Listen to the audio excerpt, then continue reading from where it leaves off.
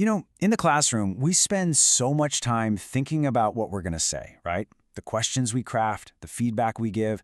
But what if the biggest game changer, the most powerful move we could make, wasn't about talking at all? What if it was about being quiet? That's what we're diving into today. The powerful, peer-reviewed evidence behind one of teaching's simplest yet most profound strategies: wait time.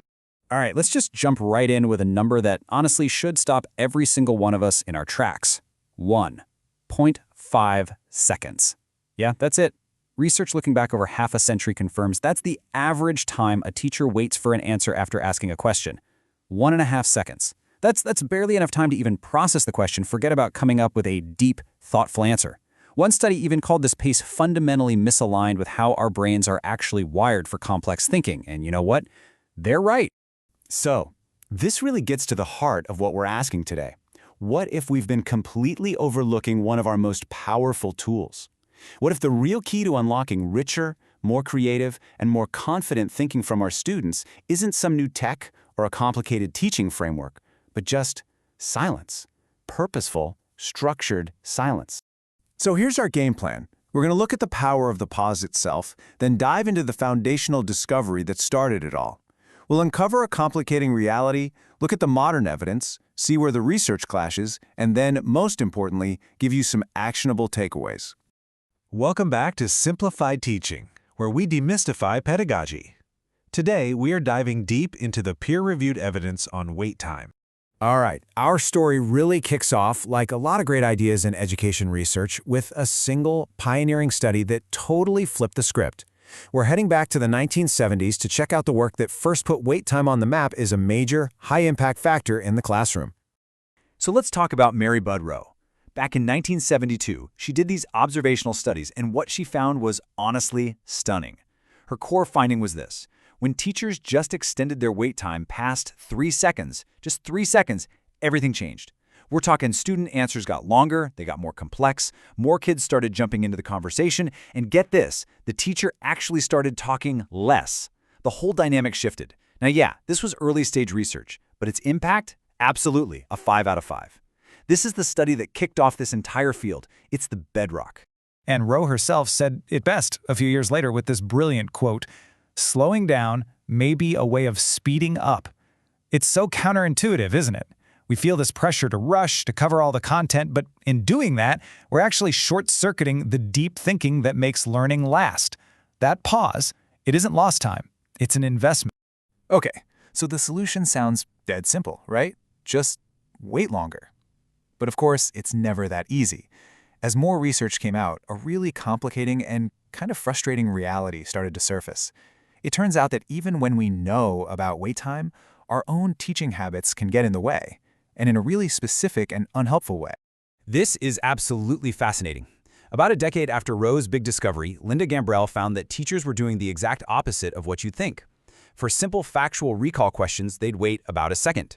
Okay, but for the tough, complex, higher-order questions, the ones that actually need more brain power, they cut their wait time down to less than a second, 0.78 seconds.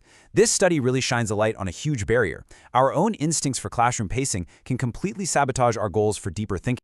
So, where does that leave us today? After 50 years of studies, what does the big picture really look like? Well, lucky for us, we have some huge recent studies that pull all this work together, giving us the most up-to-date and reliable understanding we've ever had. And this 2024 systematic review from Xiao and her colleagues, it's a real game changer.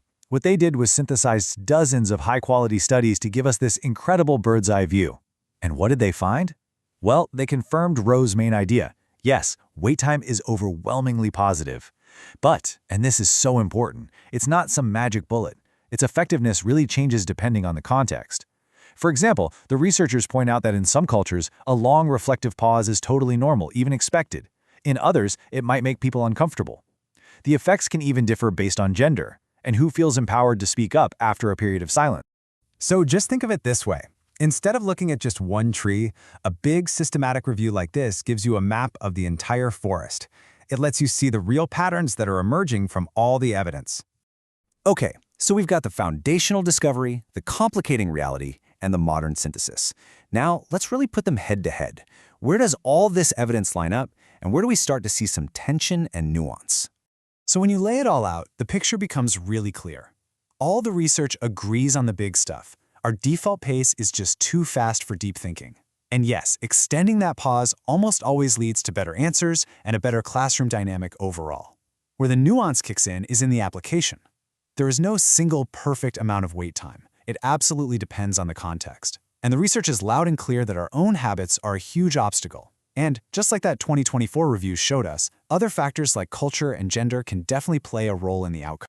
Now, before we get to the takeaways, I want to quickly clarify two super important terms you'll see everywhere in this research. Wait time I is the one we've mostly been talking about. That's the pause after you ask a question. But wait time 2 is just as powerful. That's the pause you take after a student finishes speaking, before you jump in with praise or another question.